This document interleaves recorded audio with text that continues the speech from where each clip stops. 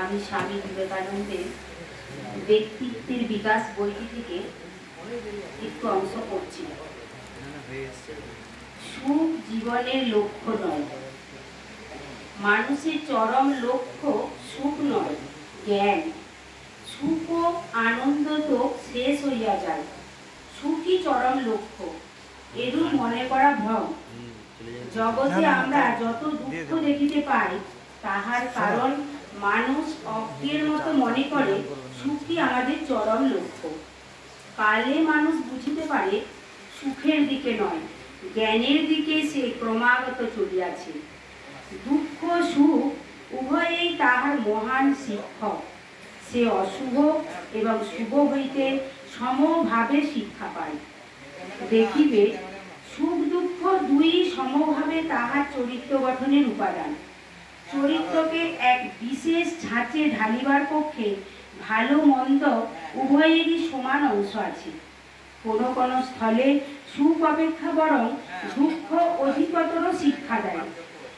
জগতের মহাপুরুষদের চরিত্র আলোচনা করিলে দেখা যায়, অধিকাংশ ক্ষেত্রে সুখ অপেক্ষা দুঃখ তাহাদিগকে অধিক শিক্ষা দিয়াছে। ধনৈশ্বর্য অপেক্ষা দারিদ্র্য অধিক শিক্ষা দিয়াছে। প্রশংসা অপেক্ষা নিন্দারূপ আঘাতই তাহাদের অন্তরের অগ্নি প্রজ্বলিত করিতে অধিক পরিমাণে সাহায্য করিয়াছে। ইন্দ্রিয় সুখ মানব জীবনের লক্ষ্য নয়, জ্ঞানী সমুদয় প্রাণীর লক্ষ্য। আমরা দেখিতে পাই, পশুগণ ইন্দ্রিয় সুখে যতটা প্রীতি অনুভব করে, মানুষ বুদ্ধিশক্তি পরিচালনা করিয়া তদপেক্ষা অধিক সুখ অনুভব করিয়া থাকে। আর ইহাও আমরা দেখিতে পাই, বুদ্ধি ও বিচার শক্তির পরিচালনা অপেক্ষা আধ্যাত্মিক সুখে মানুষ অধিকতর সুখবোধ করিয়া থাকে। অতএব আধ্যাত্ম জ্ঞানকে নিশ্চয়ই সর্বশ্রেষ্ঠ জ্ঞান বলিতে হইবে। এই জ্ঞান লাভ হইলে সঙ্গে সঙ্গে আনন্দ আসিবে। জাগতিক সকল বস্তুই সেই প্রকৃত জ্ঞান ও আনন্দের ছায়া মাত্র, শুধু ৩-৪ ধাপ নিম্নের প্রকার।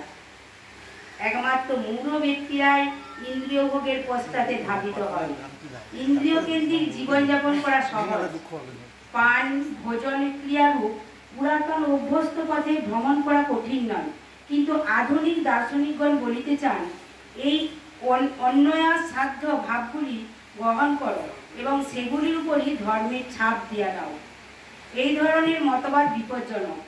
ইন্দ্রিয় ভোগে মৃত্যু, আধ্যাত্মিক স্তরে যে জীবন, তাহাই যথার্থ জীবন। অন্য ভোগভূমি জীবন মৃত্যুরই নামান্তর। আমাদের এই জাগতিক জীবনকে একটি শব্দে বর্ণনা করা যাইতে পারে, উহা অভ্যাসের ব্যায়ামাগার। যথার্থ জীবন উপভোগ করিতে হইলে আমাদিগকে ইহার ঊর্ধ্বে উঠিতে হইবে।